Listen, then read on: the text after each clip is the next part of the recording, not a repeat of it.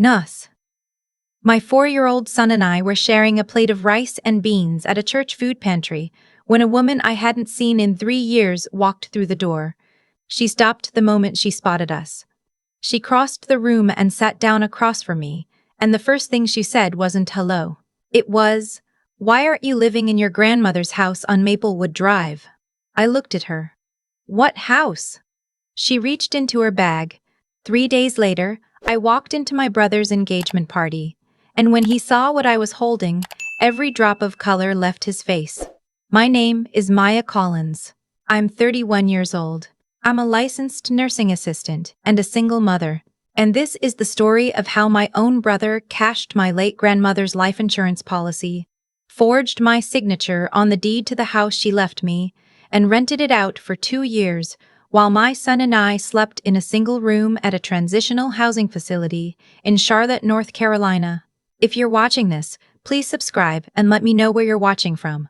Now let me take you back to 18 months ago, to the week everything I thought I knew about my family collapsed. The eviction notice arrived on a Wednesday. I remember because Wednesdays were the days my son Noah brought home his drawings from daycare, and that afternoon he walked in holding a finger-painted sun so bright, it looked like it was actually giving off heat. He held it up. 4-hour wall, Mama. I taped it above the kitchen table of our one-bedroom apartment on Fletcher Street, and stood there a moment longer than I needed to, because I already knew what was in the envelope on the counter. The complex had been purchased by a property management company. All month-to-month tenants were out by the end of February. I had 6 weeks. I sat down and did the math, the way I always did, on the back of whatever paper was closest. First month, last month. Security deposit. Anywhere decent near Noah's daycare in South Charlotte ran $3,800 minimum. I had $940 in my checking account. Child support from Noah's father had stopped coming in September. He'd moved to Georgia and changed his number, and the court order wasn't worth much when there was no address to serve it to. I called my mother. "Mom, I need help. Just temporary. A few weeks. Noah and I can take the pullout in your guest room." She was quiet the way she gets when the answer is already no. But she hasn't decided how to say it. "Maya, your brother is staying here right now while he and Danielle look for a place." My brother. 34 years old. A pharmaceutical sales rep with a company car and a corporate card, staying in my mother's 3-bedroom house while he saved for a down payment on the kind of home he posted about on Instagram. "Mom, I'm not asking to move in permanently. 6 weeks. It's just not a good time, baby. You know how Marcus gets when his space is disrupted." I said okay the way I had been saying okay my entire life. I hung up and sat in the kitchen with Noah's finger-painted sun on the wall above me, and I cried exactly long enough to let it out. Then I stopped, because Noah was in the next room, and he could hear everything. 2 weeks later, on February 9th, Noah and I checked into Cornerstone Family Housing on Central Avenue with 2 duffel bags, his backpack, and the stuffed rabbit named Biscuit. The intake coordinator was a soft-spoken man named Thomas, who gave us a room number and a printed list of facility rules and said, "The dining room opens at 6:30. There's a play corner near the back. Your son might like it." He said it the way people say things when they've watched enough people walk through that door to know that kindness lands better than pity. Our room had 2 twin beds pushed against opposite walls, a narrow dresser and a window that looked out at a brick wall. The overhead bulb was too bright and buzzed faintly when the building's heat kicked on. Noah stood in the middle of the floor, turning in a slow circle. "Is this where we live now?" "For a little while, bud." He nodded once, the way 4-year-olds accept the world, completely, without conditions, which is either the most trusting thing in the world or the thing that breaks you. "Can Biscuit have the window bed?" I gave Biscuit the window bed. That night, after Noah fell asleep with the rabbit tucked under his chin, I lay on top of my covers and stared at the ceiling and thought the one thought I had promised myself I wouldn't think. He's going to remember this, not the way I remember things. Blurry around the edges, half-assembled, but the way children remember the feelings of places. The smell of this room. The buzzing light. He's going to grow up knowing there was a time his mother couldn't give him a door that locked. I worked the morning shift at Brookfield Memory Care, 6 to 2. Thomas arranged for a woman named Cora, a retired grandmother 2 rooms down who had unofficially become the floor's babysitter in exchange for meal credits, to sit with Noah on the mornings his daycare didn't open until 8. I left the facility before the sun came up. Still dark, still cold, the kind of February cold that gets personal. I drove 12 minutes to Brookfield, changed into my scrubs in the locker room, and spent 8 hours caring for other people's parents. I was good at my job. I want to say that, because what happened to me did not happen because I was reckless or irresponsible or incapable. I was good at my job. I showed up. I took the overtime when it was offered. I saved every receipt. The saving started almost by instinct. A week after we moved in, my mother called to say she was thinking of us and had dropped off a bag of Marcus's old clothes for Noah at the facility's front desk. The bag contained 2 shirts with the tags still on them, Marcus's kid sizes, too big, and a pair of shoes Noah couldn't walk in yet. She told Thomas at the desk she was supporting her daughter through a difficult time. Thomas mentioned it to me gently, the way he mentioned most things. I took a screenshot of the text she sent me that morning.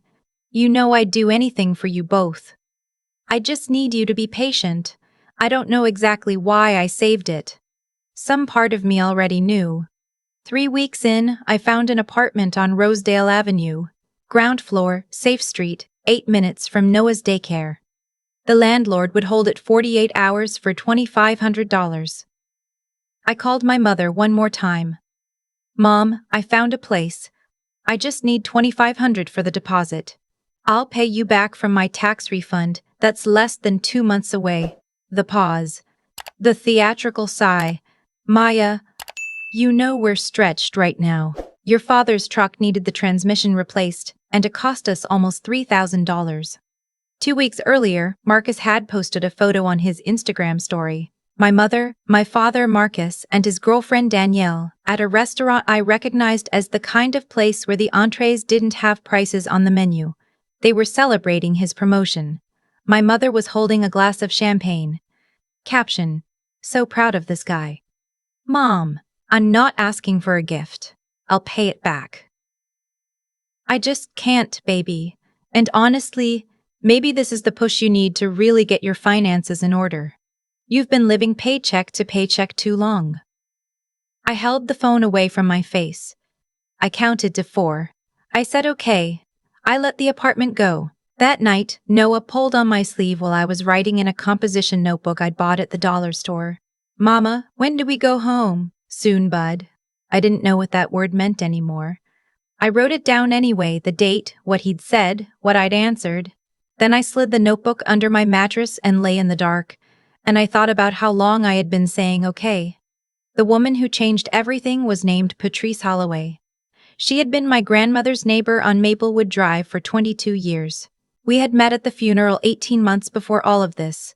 My grandmother, Ruth Collins, had passed in October. A stroke. Fast and mercifully quiet. And I had liked Patrice immediately. The way you like someone who looks at you like they already know you. I hadn't seen her since the funeral, because I hadn't had any reason to go back to that neighborhood. I had no idea there was a reason to. She came into the food pantry at First Hope Baptist on a Thursday afternoon, not as a recipient, but as a volunteer. She'd been helping there for years. She was carrying a cardboard flat of canned goods when she looked up and saw me sitting at the long table with Noah in my lap and a plate of rice and beans between us. She set the flat down. She crossed the room. She sat. "Maya." "Hi, Patrice." She looked at Noah, then at me, then at the facility ID badge I'd forgotten to take off. Her face did something careful. "Baby, what are you doing here?" I told her the short version. The eviction. The deposit I couldn't cover. She listened without interrupting, which not many people did. When I finished, she was quiet for a moment. "Why aren't you living in your grandmother's house on Maplewood Drive?" The room went sideways. "What house?" Patrice Holloway looked at me with an expression I would think about for weeks afterward. It wasn't confusion. It was recognition. The recognition of someone who has just understood something terrible. Ruth left you that house, Maya. She told me herself. Said she'd set up a trust for you and the baby. Said Marcus was handling the paperwork because you were so busy with work. I heard Noah asking me something. I don't know what. I said, "1 second, bud," without taking my eyes off Patrice. Patrice, there's been someone living in that house for over a year. She reached into her purse slowly and pulled out her phone. She opened her photos and turned the screen toward me, a photo she'd taken from her front window. My grandmother's house, a white Cape Cod with blue shutters, a silver sedan in the driveway, a wreath on the door. They moved in last spring, she said. I asked Marcus about it at your grandmother's memorial repast. He said you were renting it out while you saved money to renovate. Said you were doing great. My son was pressing his forehead against my arm. Mama, you're squeezing me. I loosened my grip. I picked up my fork. I said, tell me everything. Thomas let me use the small office behind the front desk that evening. Noah was with Cora, coloring. I sat in a plastic chair in front of a desktop computer and pulled up the Mecklenburg County Register of Deeds. I typed in the address. The deed was there. The property had been transferred out of Ruth Collins's estate 8 months ago. The transferee was listed as Maya A. Collins. My name. My social security number, I would later learn. A notarized signature that was not mine. Below that, a lease agreement had been filed. Authorized agent, Marcus Collins, acting on behalf of M. Collins. My brother had been collecting rent on my house for 14 months. The current rental rate for a 3-bedroom in that neighborhood was $1,700 a month. 14 times $1,700. $23,800. I sat in that office for a long time. The building settled around me. Down the hall I could hear Noah laughing at something Cora had said. A clean, unguarded laugh, the kind that doesn't know yet what it costs to keep something safe. I walked back to Cora's room, picked up my son, and carried him to bed. I read him 2 pages of a library book. I waited until his breathing slowed. Then I went back to my notebook, and I started writing. I found a lawyer 3 days later, through the legal aid directory Thomas kept in a binder at the front desk. Her name was Angela Reyes, and she met me on a Saturday morning in a conference room at the nonprofit law office on Beatty's Ford Road. She was 38, efficient, with the kind of calm that came from having heard a lot of things that were hard to hear without flinching. I laid the notebook on the table. Then the folder. I had organized everything the way I organized patient care notes. Chronological, cross-referenced, nothing without a date. She read. She didn't ask me to slow down. When she finished, she took off her reading glasses and said, "Okay, tell me about the life insurance policy." I hadn't brought it up yet. She had done her own search before our meeting. My grandmother's estate had included a life insurance policy through Mutual of Carolina. The named beneficiary was Maya A. Collins. The policy had been paid out 11 months ago, $82,000. I felt the number the way you feel something when it's too large to make sense of immediately, like being told a distance in light years. $82,000. My grandmother had saved it over 40 years of working as a seamstress and school cafeteria supervisor, saving and renewing and paying the premiums every month. She had told me once, when I was maybe 12, that she was taking care of me. I had thought she meant in the way grandmothers meant it, the way they said it while pressing $20 into your hand. She had meant this. She had meant a house and a policy and a head start that no one could take from me. Except that someone had. Angela placed a printed record on the table. The payout had been deposited into an account opened in my name at a regional bank. That account had been drawn down over 11 months. The remaining balance, $412. The primary signatory on the account, Marcus Dayon Collins. Angela folded her hands. This is wire fraud, forgery, and theft by deception. Minimum. Potentially identity theft, depending on how the policy was claimed. Do you want to proceed? I looked at the folder on the table. I thought about Noah asking when we were going home. I thought about $23,800 in rent on a house I didn't know existed. I thought about $82,000 my grandmother spent 40 years saving for me, gone in 11 months. Yes, I said, all of it. Angela moved the way lawyers move when they've decided something. She filed a title dispute with the county. She sent a certified letter to the current tenants, a young couple who, it turned out, had no idea anything was wrong. They had rented in good faith from a man who presented himself as my property manager. She contacted the insurance company's fraud division. She filed a police report with CMPD, and she told me the other thing she'd found. Marcus had listed himself as my authorized representative on a home equity line of credit against the Maplewood Drive property, opened 7 months ago. $28,000. I don't remember exactly what I felt when she told me that. I think I went somewhere quiet inside, the way I did during the hardest shifts at Brookfield, when a patient was fading and there was nothing left to do but be present and steady and not make it about yourself. Total, $133,800. A house, a life insurance policy, a credit line in my name. My grandmother's gift to me. My brother's retirement fund. Angela looked at me over her reading glasses. The engagement party is in 10 days. I had almost forgotten. Marcus and Danielle were being celebrated at my mother's house, the extended family gathering, aunts and cousins and church friends who had spent years hearing Marcus's version of me, the little sister who never quite got it together, always struggling, didn't know how to manage money. I had spent years being that story. I had spent years saying, "Okay, I'll be ready," I said. I bought a 3-ring binder from the dollar store. Green, the only color left on the shelf, and a pack of index dividers. I sat on my bed after Noah fell asleep and built it the way I built patient charts, clean, sequential, every item labeled. Tab 1. The trust documentation Angela had pulled from the estate records. My grandmother's intent in writing, notarized, clear as a window.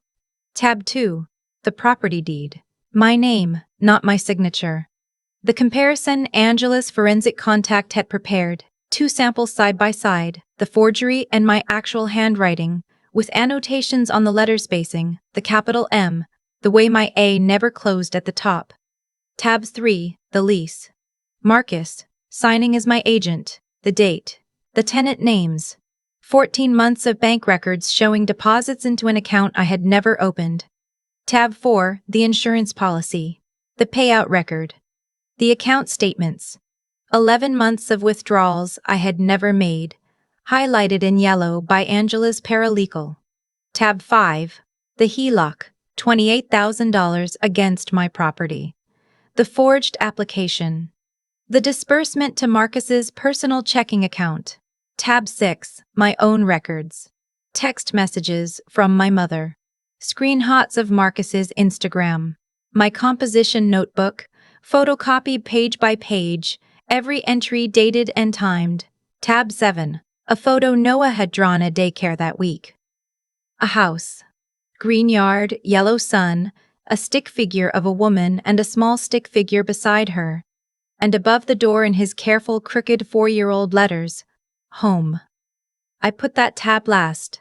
I looked at the binder in my lap. It was heavy in the way the truth is heavy. Not because it's too much to carry, but because you've been holding it longer than you knew. The night before the party, my cousin Deshawn texted me. Heads up. Marcus has been telling the family you've been dealing with mental health stuff, and he's been helping you out financially for months. Your mom backed him up at Aunt Glenda's last week. People feel sorry for him for being so patient with you. Just wanted you to know. I read it once. I was not surprised. This was my brother's playbook. I had just never had a name for it before. Build the narrative before the confrontation, so that when the confrontation comes, you're already the unstable one, and he's already the unstable one, and he's already the saint. I texted Deshawn back. Are you coming to the party? Yeah. Good. Keep your phone charged. I laid out my clothes for the morning. Dark slacks, a white blouse, my good blazer. I checked the binder one more time. I charged my phone. I went to sleep. In the morning, before I left, Noah was eating cereal at the small table in our room. He looked up. Where are you going, Mama? To see some family? He considered this. Is Marcus going to be there?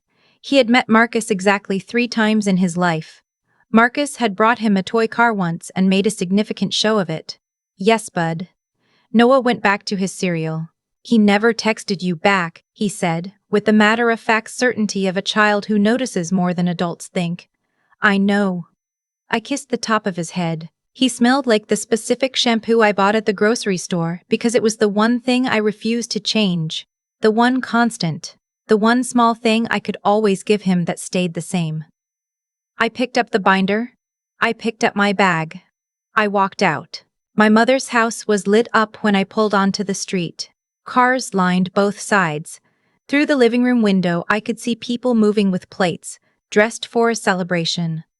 The kind of gathering where someone would be taking photos for Instagram before the night was over. I sat in the car for 60 seconds. I counted my breath. Then I went in. The smell reached me first. Catered food, my mother's candles, the faint sweetness of a sheet cake from the grocery store bakery. Faces turned. I saw the recalibration happen. A flicker of surprise, then something more careful, more rehearsed. These people had been briefed. Marcus was near the kitchen doorway with a drink in his hand. He was mid-laugh with our cousin Jerome when he saw me. The laugh didn't stop on his face. It just stopped reaching his eyes. My mother came across the room with her arms open. Maya, I'm so glad you came. She hugged me in the way she hugged me when there were people watching, long and warm and performed. She held my shoulders and leaned in. Please don't do anything tonight. This is your brother's night. I looked at her. Hi, Mom. She turned back to her guests, and then the doorbell rang. My mother answered it. And there on the porch, in her good coat, with her pocketbook over her arm, stood Patrice Holloway. My grandmother's neighbor. The woman who had sat down across from me at a food pantry and asked a question that reopened everything. My mother blinked. Patrice? Evelyn invited me, Patrice said, which was not true, but was the kind of thing that is very difficult to argue with at a party. She smiled, kissed my mother's cheek, and walked in. She found a seat near the bookshelves. She smiled at me once, across the room. Small, steady, that's all I needed. Marcus materialized at my elbow. Hey, can we talk, outside? No. Marcus. He stepped back. His jaw tightened. No, Marcus. He stepped back. His jaw tightened. He turned and found Danielle and put his hand on her back and said something in her ear that made her look at me. I looked back at her pleasantly. I had nothing against Danielle. What was about to happen wasn't about her. I let it run another 10 minutes. Let people get food, fill their glasses, settle in. Let the room get comfortable. Then I stood up. I don't know how my voice stayed level. I only know that it did. The way it stayed level during the hardest conversations at Brookfield. Steady, not because I wasn't feeling anything, but because some things are too important to deliver any other way. I'm sorry to interrupt, I said, but I want to share something with everyone here, since a lot of you have been told a version of my life that isn't accurate. My mother stepped forward. Maya, this is not the time. I've been living in transitional housing on Central Avenue for 3 months. My son Noah and I have been in one room with 2 twin beds and a window that faces a brick wall. Most of you didn't know that, because Marcus told you I was doing fine, that he was helping me. I paused. He wasn't. The room was quiet. Not the polite quiet of a party pausing to listen. The static quiet of people trying to catch up. My grandmother left me a house on Maplewood Drive that she put in a trust, that she told multiple people about, that she set up specifically so that Noah and I would always have a home. I didn't know that house existed until 3 weeks ago, because my brother never told me. Marcus made a sound that was almost a laugh.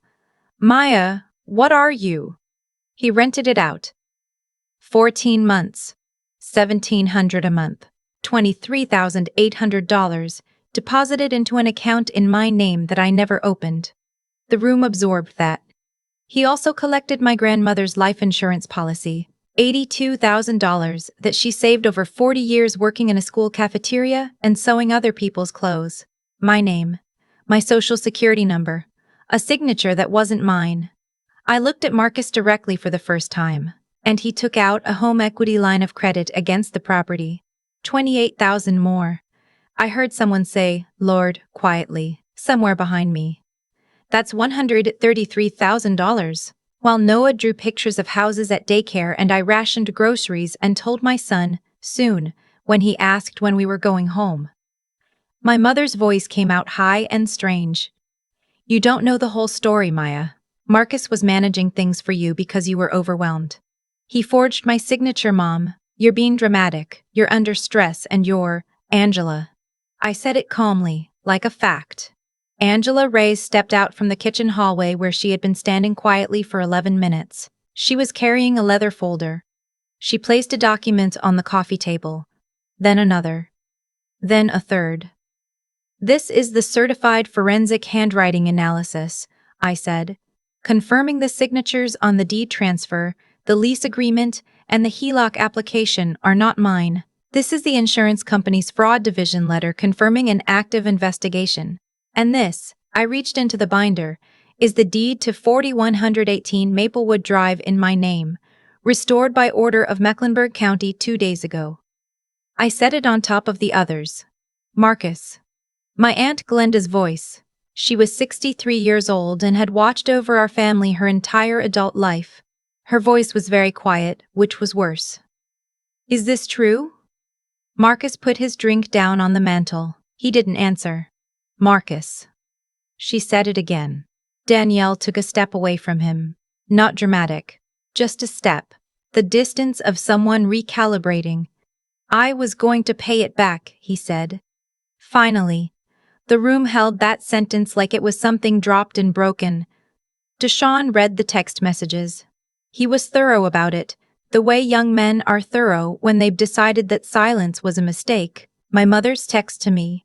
The ones where she told me God was teaching me a lesson. Marcus's text to our cousin Jerome about how he was carrying the whole family. His Instagram posts. Dated, time-stamped, the dinners and the weekend trips and the sound system he'd installed in his apartment. All of it funded in part by a dead woman's 40 years of savings and a house that was supposed to give her great-grandson somewhere to sleep. My mother cried. I knew she would. I knew the way she cried when there was an audience, turned outward, arms out slightly, designed to be received. She looked at Aunt Glenda, who looked at the floor. She looked at the neighbors from church, who looked at each other. She looked at Patrice Holloway, who looked back at her with the expression of a woman who had spent 22 years next door to someone honest and was very clear on the contrast. Marcus didn't cry. He went still the way people go, still when the exit they planned isn't there. I want everyone in this room to know, I said. And I was done performing steadiness by then. My voice was just my voice. That I am not doing this out of anger. I am doing this because I have a 4-year-old son who asked me when we were going home, and I had no answer. And he deserved an answer. He deserved one a long time ago. I placed the binder on the coffee table next to Angela's documents.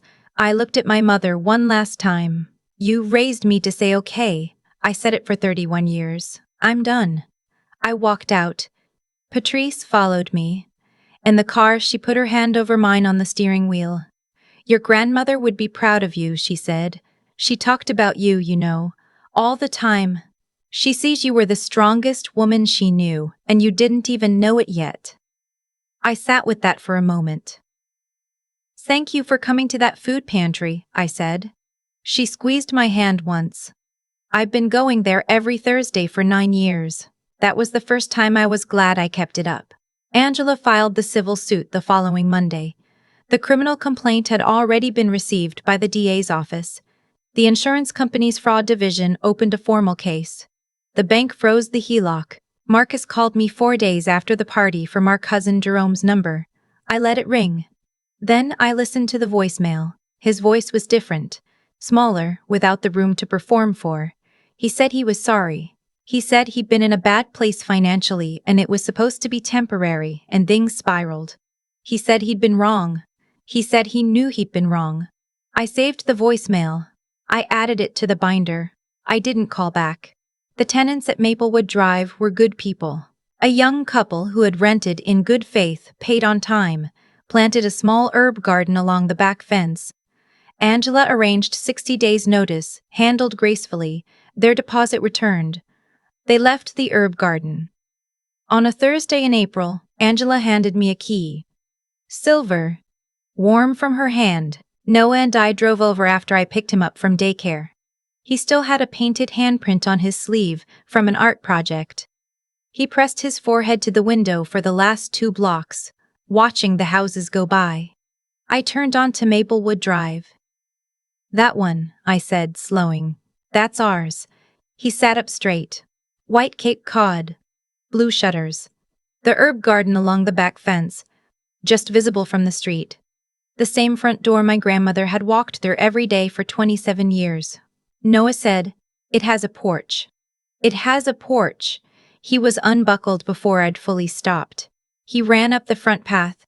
He pressed both hands flat against the door like he was introducing himself to it.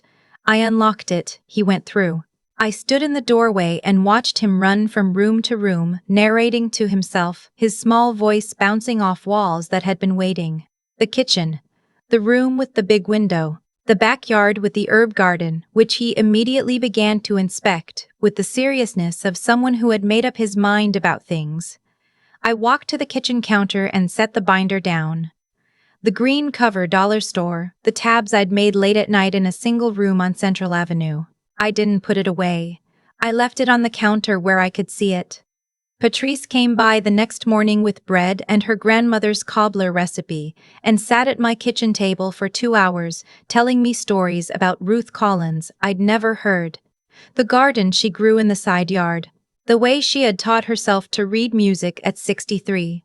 The habit she had of writing down one good thing that had happened every single day in a notebook she kept on the kitchen counter. I went to the dollar store that afternoon and bought a new notebook. Composition. Blue cover. That night, after Noah was asleep in his room, with his drawings taped to the wall and Biscuit the rabbit on the pillow, I sat at the kitchen table and wrote one line. We're home. The settlement came 6 weeks later. Full restitution, structured payments, 3 years of supervised probation. The DA agreed to a reduced charge contingent on compliance. Any missed payment would reactivate the original counts. I don't check the payment portal more than once a month. I close the screen, I move on. The money goes into a trust account Angela set up. Some of it has already paid for the dry rot repair on the back porch my grandmother kept meaning to fix. Some of it is for Noah's future, exactly the way my grandmother intended. Marcus and I do not speak. Someday, maybe. That is my choice, and I don't feel the need to make it today. My mother sent a card in June. No letter inside, just her signature, and below it, in smaller writing, "I'm sorry, baby. I put it in the kitchen drawer.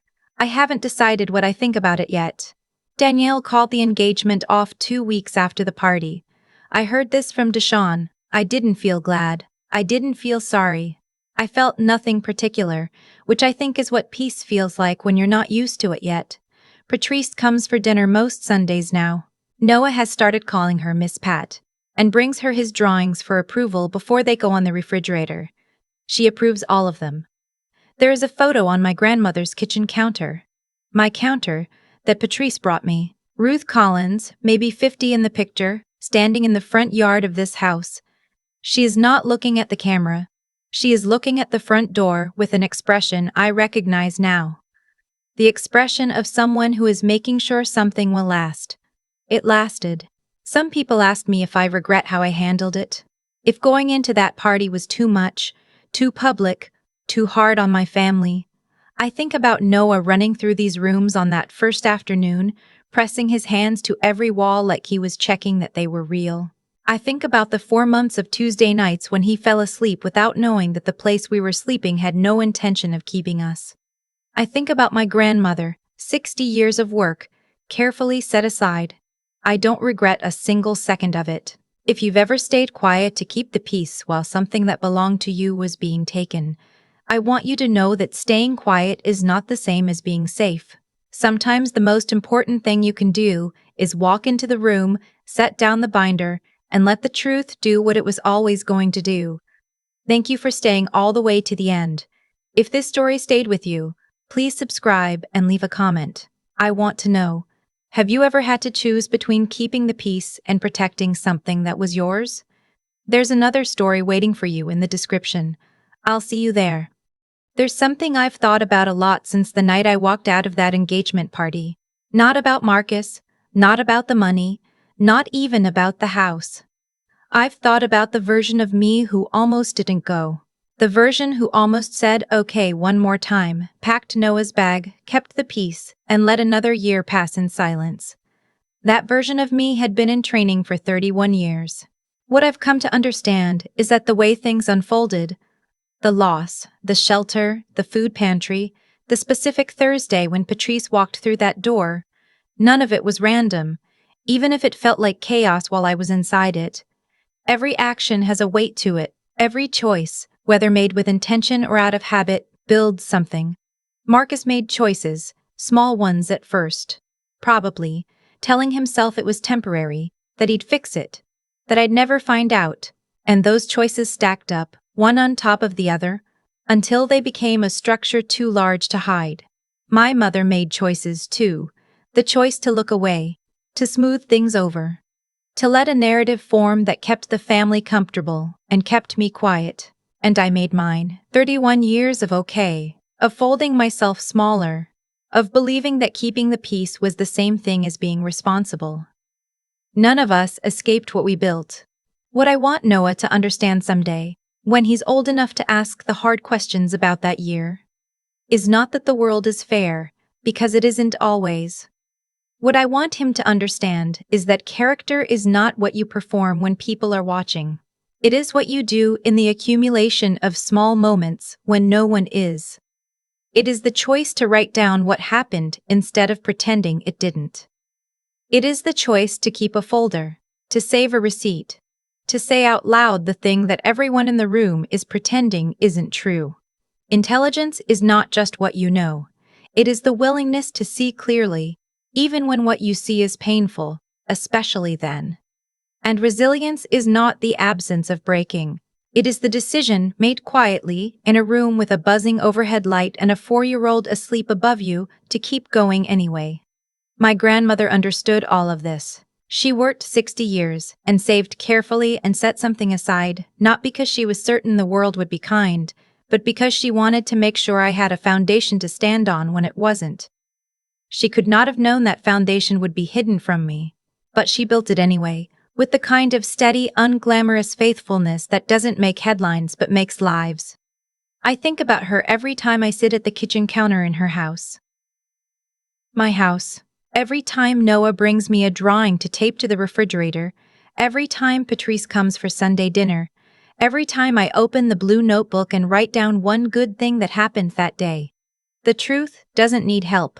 It only needs time and someone willing to carry it long enough to set it down in the right room. I was that someone. So are you.